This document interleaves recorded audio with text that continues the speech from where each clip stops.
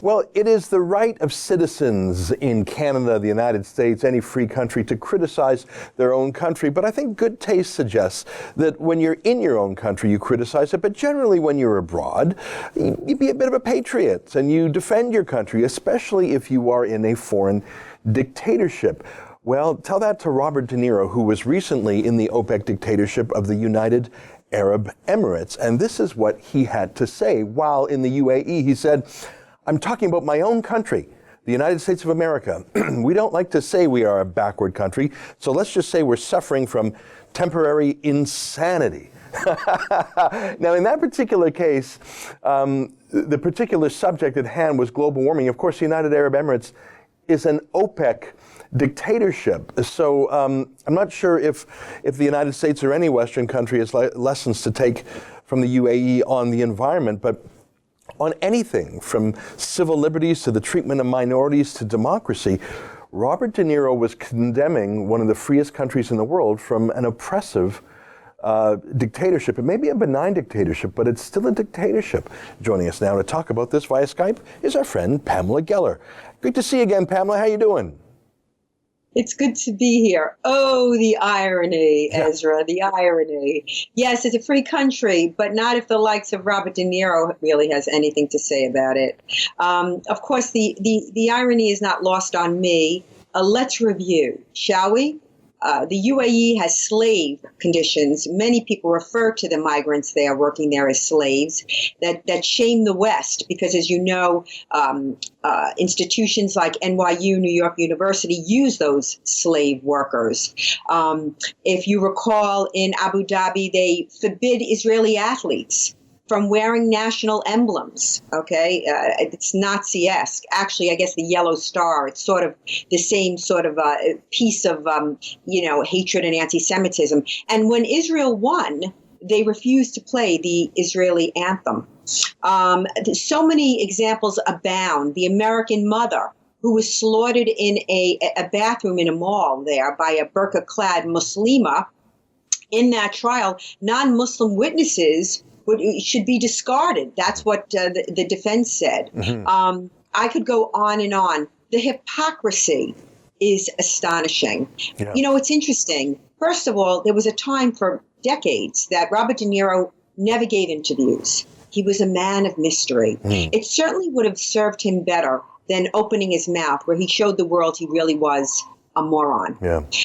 And his partnership, with his long partnership, for example, with Harvey Weinstein. He never really came out publicly and said anything about that. They produced several movies together. And he's been strangely silent. And also, we don't have to talk about his history of abusive stories. One of his girlfriends, he coerced and abused in trying to have an abortion. I mean, people in really brittle glass houses should not throw stones. And if America is suffering from temporary insanity, which, by the way, I agree with, but not for the same reasons. Yeah, you're talking about Trump derangement syndrome in the media and the left. I agree. You know what? I want to pick out one detail, and it's the United Arab Emirates. I have not been there. Like everyone else, I marvel at the skyscrapers of Dubai, but I also know that those skyscrapers are designed by architects in London, England, or the United States or Germany, and they're built by foreign indentured labor. The majority population in the United Arab Emirates are foreign guest workers, often from other Muslim countries, by the way, Filipinos, Thais as well. The Emiratis themselves are, I think, only 1/7 of the population. They're sort of layabout princes. My point is, it's not even a country, it's in some way an economic miracle, and it's not terrorist infested like other countries in the region, so we should give it its due. But here's what gets me, Pamela, is why is Robert De Niro going there? And it reminds me, Margaret Atwood went there to get some prize, and all these artistes go there. There is no cultural capital in the United Arab Emirates. The Emiratis were basically desert nothings. They weren't of any note culturally or civilizationally until they struck oil. The modern miracles of their city are built by Asian labor and Western design. The only reason DeNiro and Atwood and all other celebrities go there is because they're given bags of cash for showing up to give that little dictatorship any sort of reputation. It's sort of, if you're going there, you're clearly being bought off for PR for the local dictatorship. That's my view. What do you think? I think they're whores. That's what I think. Enormous amounts of money, and they turn a blind eye to the Sharia-riddled country. And we see this in the Kardashians doing shows over there. I mean, what was more absurd than Sex and the City doing the movie in Abu Dhabi? What was more absurd than that? As they're flying around in these scant outfits, surrounded by these prison-clad, these cloth-coffined women. I mean, they should be ashamed. They've sold their soul. No principles. I mean, it's exposed. It's naked. No principles. No courage of any convictions. How could they then? They're morally bankrupt. They have no moral nerve. They have no morals. And so they sell out to the highest bidder. And for someone like that to preach to us is just the height of hypocrisy and absurdity. And I think that he was exposed for what he is. And what's he doing there? Anyway, to your point, what is he doing? What is he doing there? And sitting amongst men in literally 1,400-year-old outfits they're wearing. And he is preaching to us. Yeah. If anyone is insane, it's the unhinged left in this country. Hollywood, media, academia, because the people spoke. The people spoke in 2016. And Donald Trump, thank God, we dodged a bullet. A bullet, sadly, I fear Canada is suffering under your Prime Minister Trudeau. Yeah. I mean, if you want to see a juxta, there's two very parallel universes. You had Harper, we had Obama. Yeah. And then we sort of switched sides on that.